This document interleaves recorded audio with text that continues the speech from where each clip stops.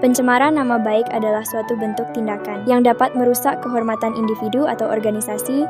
Menurut hukum, hal ini didefinisikan sebagai yang keji dan mencemarkan reputasi seseorang. Dalam konteks hukum Indonesia, terdapat beberapa macam pencemaran nama baik yang diatur dalam Kitab Undang-Undang Hukum Pidana (KUHP) dan Undang-Undang Nomor 1 Tahun 2023. Pengetahuan mengenai bentuk dan jenis pencemaran. Ini amat penting untuk melindungi nama baik seseorang atau kelompok.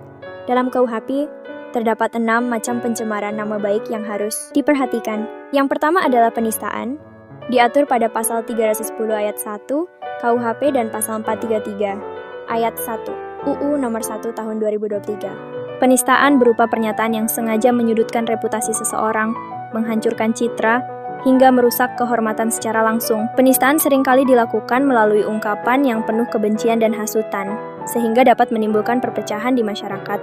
Selanjutnya adalah penistaan dengan surat, yang juga diatur dalam hukum yang sama, yakni pasal 310 ayat 2 KUHP dan pasal 433 ayat 2 Undang-Undang Nomor 1 Tahun 2023. Bentuk pencemaran ini terjadi ketika informasi buruk disebarkan melalui media tertulis, seperti surat atau dokumen, yang ditujukan untuk menghancurkan nama baik seseorang. Melalui metode ini, efek dari pencemaran akan terasa lebih luas, karena dapat menjangkau audiens yang lebih besar. Ketiga adalah fitnah, yang diatur dalam pasal 311 KUHP dan pasal 434 Undang-Undang Nomor 1 Tahun 2023. Fitnah dapat didefinisikan sebagai penyebaran informasi yang tidak benar dengan tujuan mencemarkan nama baik. Informasi yang sudah terdistorsi dapat beredar dengan cepat dan mempengaruhi persepsi publik terhadap individu yang menjadi sasaran. Oleh karena itu, fitnah dianggap sebagai salah satu bentuk pencemaran yang paling merugikan. Selanjutnya ada penghinaan ringan yang diatur pada pasal 315 KUHP dan pasal 436 Undang-Undang Nomor 1 Tahun 2023. Penghinaan ini merupakan tindakan merendahkan orang lain, tetapi dalam konteks yang kurang parah. Meskipun hukum menganggapnya ringan, dampaknya tetap bisa merugikan dan menghancurkan reputasi individu.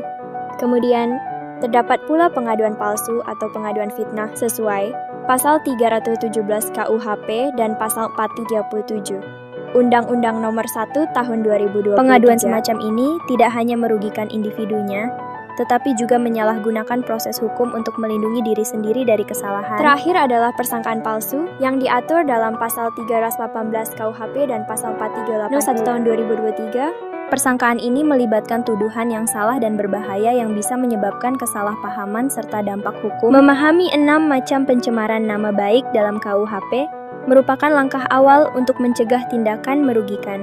Kesadaran hukum ini penting untuk